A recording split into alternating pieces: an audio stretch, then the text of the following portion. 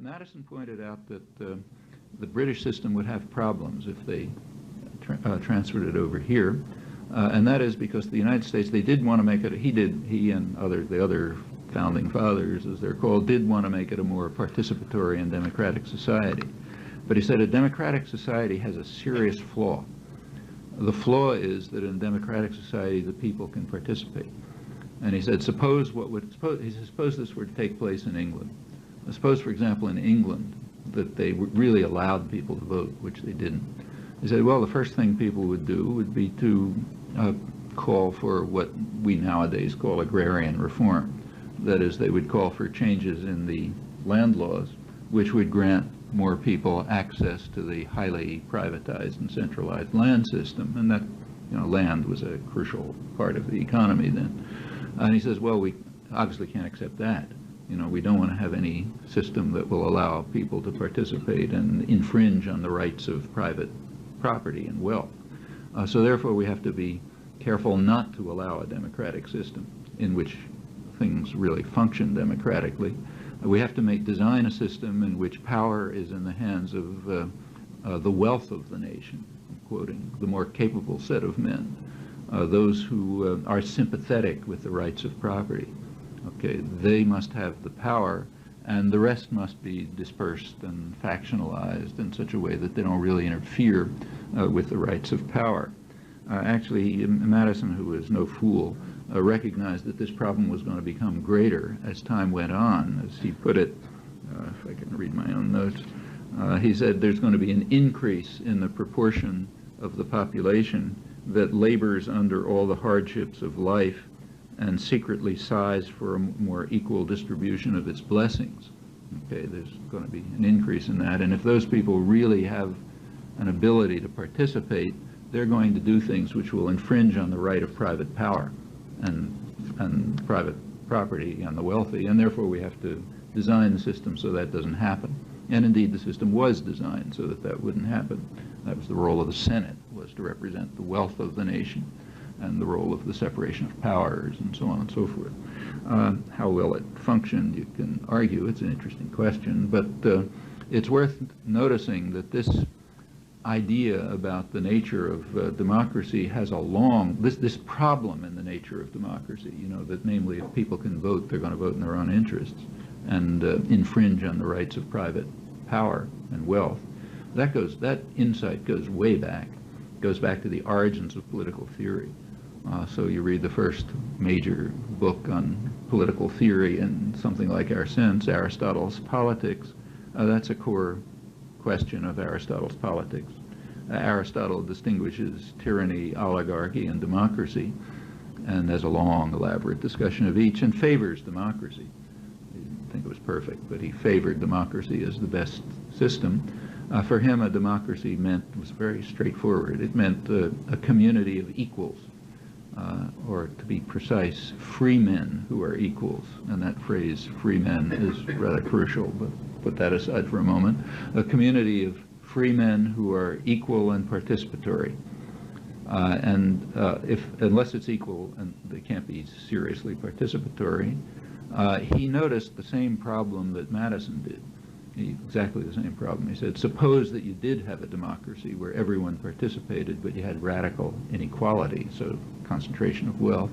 He said, well, then the poorer part of the population, which is the majority, will use their voting power for their own interests, to advance their own interests, instead of the common good of all. Okay, and the goal of a democracy for Aristotle was to advance the common good of all.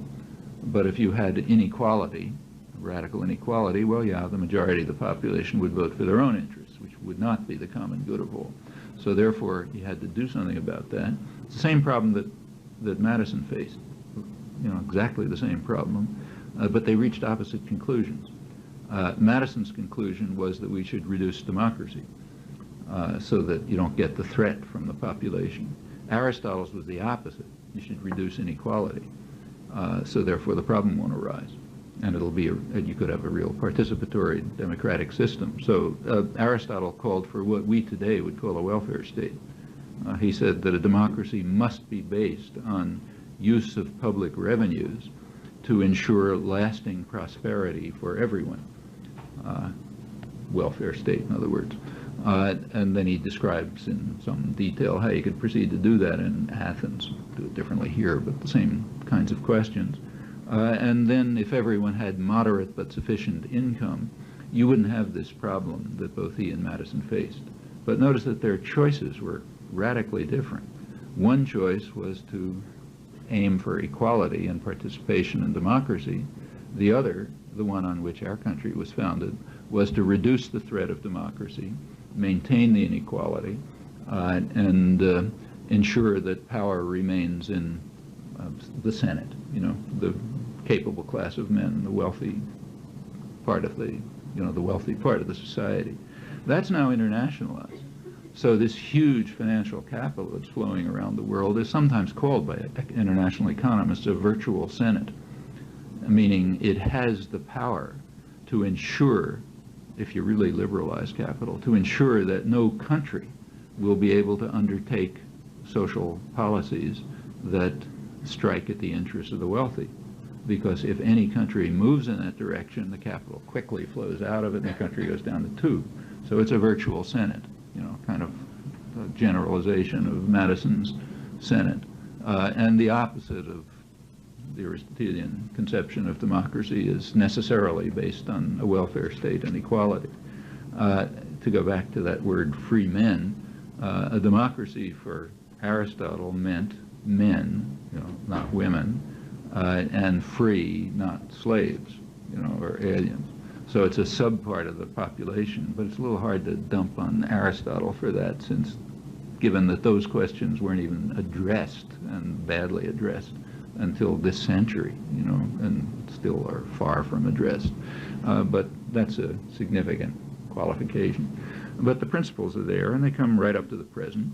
It's also been understood, by now this battle, sort of struggle up and back between the two conceptions of democracy is a large part of modern history, major theme of modern history, runs right through the 19th century. It's hard to remember now, but in the 19th century, which was a rather anarchic period in the United States, it was quite generally assumed that you not only had to have an equal and participatory society, but that even wage labor was an intolerable infringement on human rights.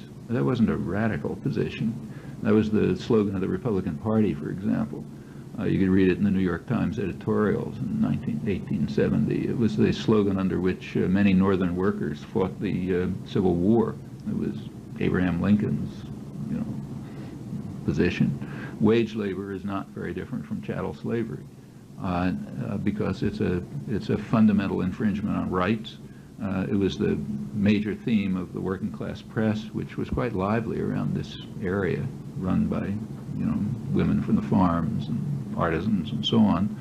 Their position was, look, if you have a democracy, the people who work in the mills have to own them, and you have to move towards real participation and direct control and so on. And that remained major themes of perfectly mainstream U.S. thinking right up until the corporatization of America about 100 years ago, when corporations developed, collectivist legal institutions as they were called, which got enormous rights, the rights of persons, but in fact well beyond persons, because they're immortal and huge in comparison with persons.